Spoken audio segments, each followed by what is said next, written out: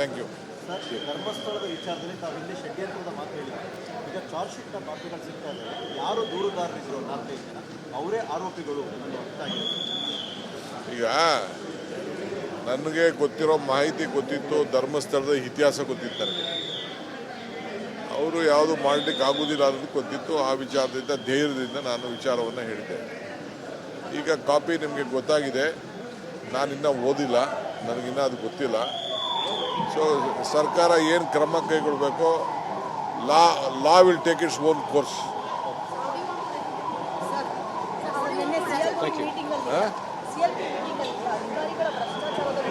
ಯಾವುದು CLP ಮೀಟಿಂಗಲ್ಲಿ ಅದು ಯಾವ ವಿಚಾರಗಳು ಪೇಪರಲ್ಲಿ ಬರೋದು, ಟಿವಿಯಲ್ಲಿ ಬಂದಿದ್ದು ಯಾವುದು ಚರ್ಚೆ ಆಗಿಲ್ಲ. Thank you. ಸರ್, ಧರ್ಮಸ್ಥಳದ ವಿಚಾರದಲ್ಲಿ ತಾವು ಹಿಂದೆ ಷಡ್ಯಂತ್ರದ ಮಾತು ಹೇಳಿದ್ರು. ಈಗ ಚಾರ್ಜ್ ಶೀಟ್ನ ಕಾಪಿಗಳು ಸಿಗ್ತಾ ಇದ್ದಾರೆ. ಯಾರು ದೂರುದಾರರಿದ್ರು 4-5 ಜನ ಅವರೇ ಆರೋಪಿಗಳು ಅನ್ನುವಂತ ಈಗ ನನಗೆ ಗೊತ್ತಿರೋ ಮಾಹಿತಿ ಗೊತ್ತಿತ್ತು, ಧರ್ಮಸ್ಥಳದ ಇತಿಹಾಸ ಗೊತ್ತಿತ್ತು ನನಗೆ. ಅವರು ಯಾವುದು ಮಾಡಲಿಕ್ಕೆ ಆಗೋದಿಲ್ಲ ಅನ್ನೋದು ಗೊತ್ತಿತ್ತು. ಆ ವಿಚಾರದಿಂದ ಧೈರ್ಯದಿಂದ ನಾನು ವಿಚಾರವನ್ನು ಹೇಳಿದ್ದೆ. ಈಗ ಕಾಪಿ ನಿಮಗೆ ಗೊತ್ತಾಗಿದೆ, ನಾನಿನ್ನೂ ಓದಿಲ್ಲ, ನನಗಿನ್ನೂ ಅದು ಗೊತ್ತಿಲ್ಲ. ಸೊ ಸರ್ಕಾರ ಏನು ಕ್ರಮ ಕೈಗೊಳ್ಳಬೇಕೋ law will take its own course.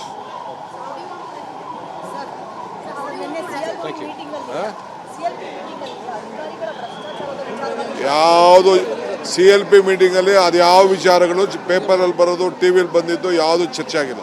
Thank you. Sir, ಧರ್ಮಸ್ಥಳದ ವಿಚಾರದಲ್ಲಿ ತಾವು ಹಿಂದೆ ಷಡ್ಯಂತ್ರದ ಮಾತು ಹೇಳಿದ್ರು. ಈಗ ಚಾರ್ಜ್ ಶೀಟ್ನ ಕಾಪಿಗಳು ಸಿಗ್ತಾ ಇದ್ದಾರೆ. ಯಾರು ದೂರುದಾರರಿದ್ರು 4-5 ಜನ ಅವರೇ ಆರೋಪಿಗಳು ಅನ್ನುವಂತ ಈಗ ನನಗೆ ಗೊತ್ತಿರೋ ಮಾಹಿತಿ ಗೊತ್ತಿತ್ತು, ಧರ್ಮಸ್ಥಳದ ಇತಿಹಾಸ ಗೊತ್ತಿತ್ತು ನನಗೆ. ಅವರು ಯಾವುದು ಮಾಡಲಿಕ್ಕೆ ಆಗೋದಿಲ್ಲ ಅನ್ನೋದು ಗೊತ್ತಿತ್ತು. ಆ ವಿಚಾರದಿಂದ ಧೈರ್ಯದಿಂದ ನಾನು ವಿಚಾರವನ್ನು ಹೇಳಿದ್ದೆ. ಈಗ ಕಾಪಿ ನಿಮಗೆ ಗೊತ್ತಾಗಿದೆ, ನಾನಿನ್ನೂ ಓದಿಲ್ಲ, ನನಗಿನ್ನೂ ಅದು ಗೊತ್ತಿಲ್ಲ. ಸೊ ಸರ್ಕಾರ ಏನು ಕ್ರಮ ಕೈಗೊಳ್ಳಬೇಕೋ law will take its own course.